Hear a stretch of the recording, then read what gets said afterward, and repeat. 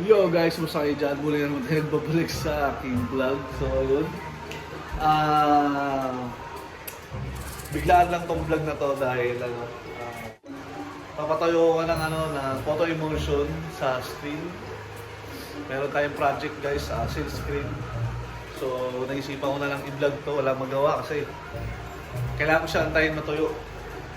So medyo rust na rin kasi siya, kailangan ng bukas. So yan, ginamit ako ng electric fan para matuyo ko. At kailangan nasa madilim na area siya. So yun, naisipan ko i-vlog ko na lang to para sa mga gusto mag-business ng ganito, printing shop. Madali lang siya, tapos malaki ang kita, pero yun lang, kailangan may customer ka lang. Pero yung kita niya nasa times 3, ganun mga ganun. So yun, tuturo sa inyo kung paano mag step by step ng silk screen. So ito pala yung gamit natin. Medyo madilim lang tong area ko kasi bawal siya masinagan ng liwanag, sensitive siya. So ito yung photo emulsion natin, yan. Kay tool ko. Photo emulsion. Isahin nyo na lang. Photo Cure TXR. Yan. Yan ang gamit ko. So ito yung pang ko. Ito pang butas sa silk screen. So hindi ko na napakita kung paano gumawa ng screen. Pero may nabibili naman yan sa Shopee. So kung muna kayo, pa-practice, bili mo na kayo sa Shopee. Mura lang naman, kahit maliit lang. Nasa 100 plus, 200 na. So ito yung gamit natin, yan. Ito na. So pinahid ko lang naman siya dyan. Kailangan wala siyang bukol, flat talaga siya, flat na flat. So papakita ko sa inyo pag matuyo na siya. So yun, sunod naman natin gagawin guys, sabang nagpapatuyo tayo. Photo emulsion. Bond paper yung gamit natin guys, yan, bond paper. Tsaka yan, oil lang yan na mga pamprito natin sa itlog yan. Mga nabibili dyan sa tindahan. Pwede na yun, yung nakabote. Kapahid lang natin.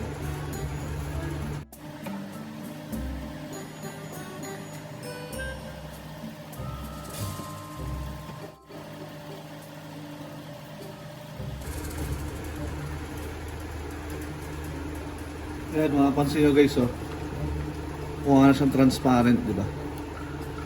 Ganyan ang mangyayari sa kanya.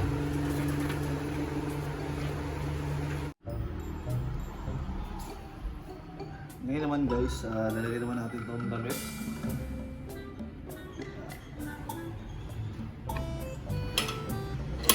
Kailangan bumili kayo nito. May nabibili nitong ganito sa Shopee, portable silk screen.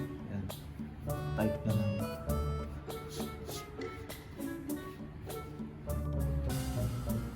So yun, dalawa pala yung pinrint natin, isang tuyo. Yan, scotch lang to. Yan. Ito yung nilagyan natin ng mantika para maging transparent siya. Yan. Sukatin ko muna. Standard niyan 2.5. Tapos sukatin mo muna dito para sigurado. 2.5.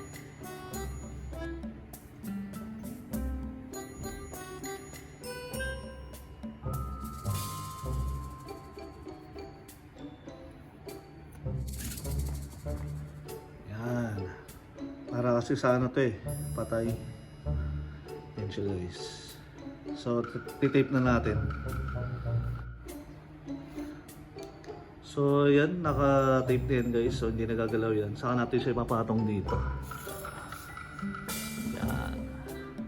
Yan o, kitang-kita. Guide lang naman yan Tapos lagyan natin tape. So, yan guys. Guide lang yan. Nakikita mo naman siya kasi transparent na yung tsura niya. Yan. Yan, okay na, di ba? Pantay na pantay.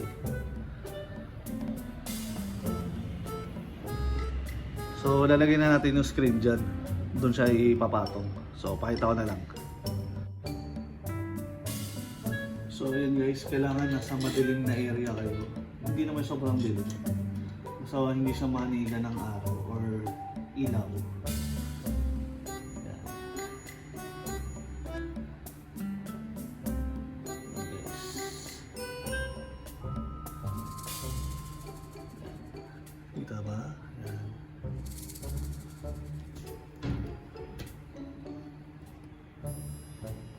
Ayan. So na guys, lapat na.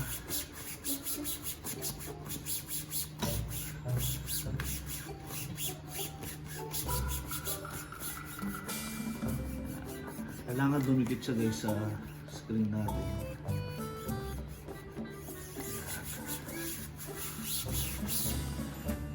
Pwede mo na siya tanggalin. At ayan, nakadikit na siya guys. So hindi na siya matatanggal. Okay na yun guys. Lagay na natin siya dito. Ayan, dito na. So let's go. So ito yung box natin guys. Yan. Yan. Diyan tayo magbubutas ng screen. So yun. Let's go.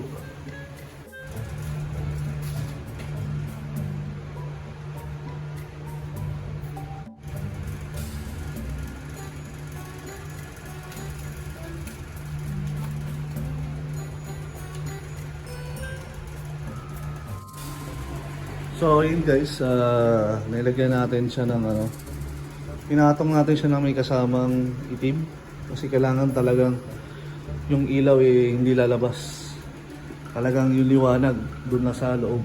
Yan. Tapos kailangan mo rin siya lagyan ng pampabigat, isang flat na karton tapos pampabigat. Yan. Ganyan siya. Yan. Pinatong ko lang yan. Yan. Tapos orasan mo na siya. So kailangan alam mo yung oras ng timing ng pagbutas. So yung sa akin, ito 10 minutes. So magwa 1 minute pa lang tayo. Cut ko muna to at balikan natin pag 10 minutes na. 5 minutes pa guys. Okay guys, 10 minutes na. So pwede natin siya patayin. Off na natin. Okay. Ano ng ilaw yan guys. Pasensyahan nyo na yung glass ko Yan, wala na siyang ilaw. At ito, huwag nyo tatanggalin. Dalhin nyo dun sa CR. Doon nyo siya tanggalin. So, dyan natin siya tanggalin. Okay. Bawal kasi masinaga.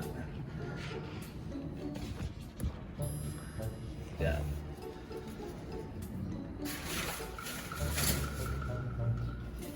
Yan.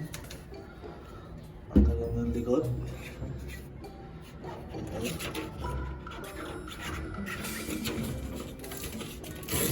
Ay. Hindi na politik.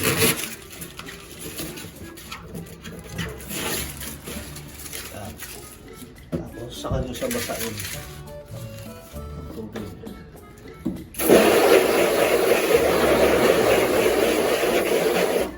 Kabilaan.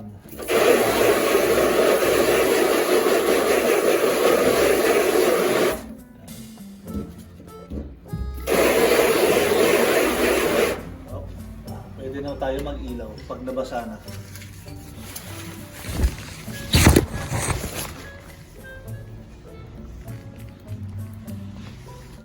Yan, binuksan ko na yung ilaw natin guys.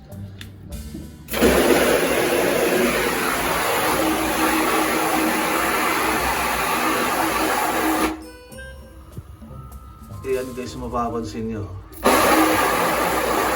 Butas, ano na siya, di ba? May marka na.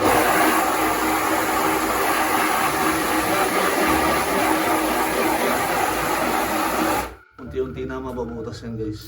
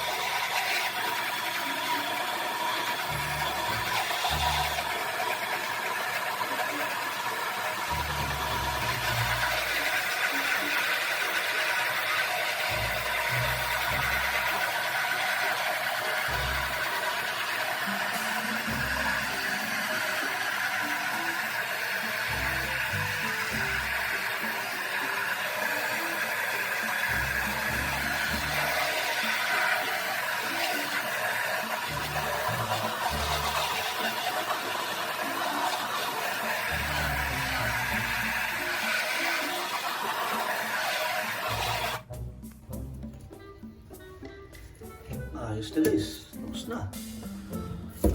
Pwede na tayo mag-print. Alright.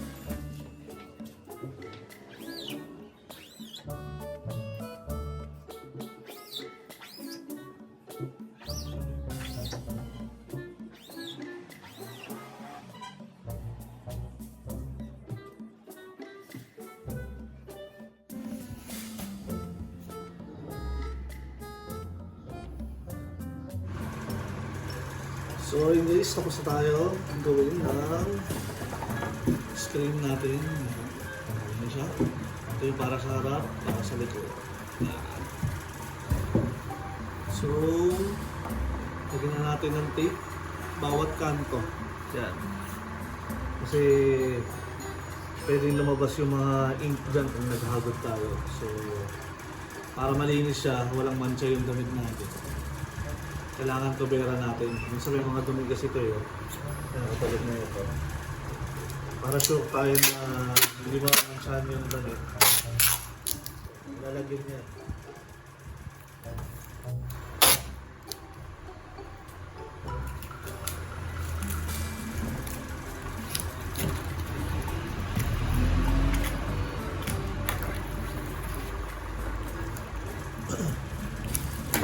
Yun, so tayo na malinis yung gilid-gilid. So walang mancha mangyayari sa damit natin. So next, dito naman sa loob. Kasi pag naghagod tayo yung pintura, pumupunta tayo sa gilid, sa taas, saan. So kailangan mo rin isang takpan sa gilid.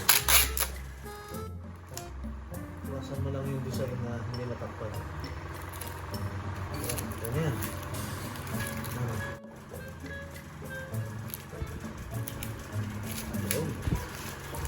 Ayan.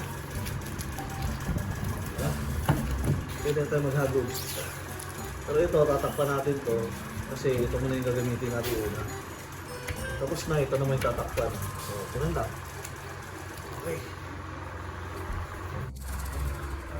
So, ito na yung damit natin guys. Yan, naka-straight din. So, dyan natin ilalapat yan. Tapos ilalak natin yan dito. Pag nalock na yan, hindi na yan gagalaw. Paulit-ulit na lang yung gagawin natin. So, tara.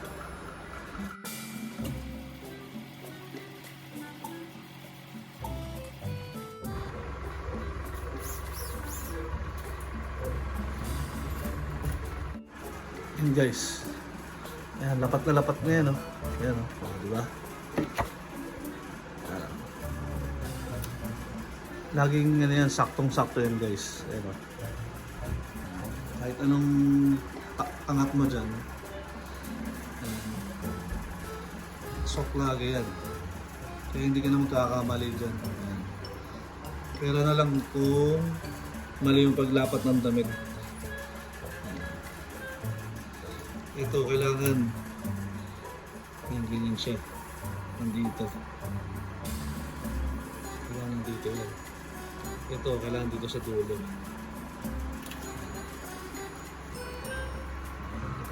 Siya. Kahit ilang beses pa yun guys, hindi niya magbabago. Bilisan pa natin. Oh, diba? Okay. Ilagyan ko pala ng tape yan guys. Ayan.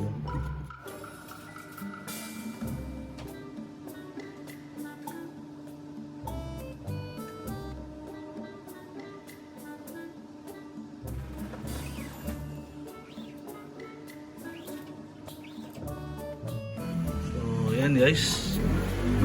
Pag inagod natin ng ganun yan, ito kasi tapos na eh. Pag nahagod mo na yan, ito na yung kalalabasan niya. O, diba? Malinis guys.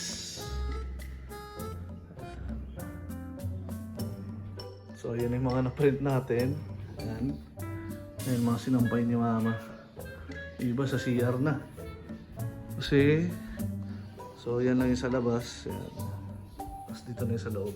Sasampay ko. Ako na magsasampay. Alright. Mamaya naman yung likod.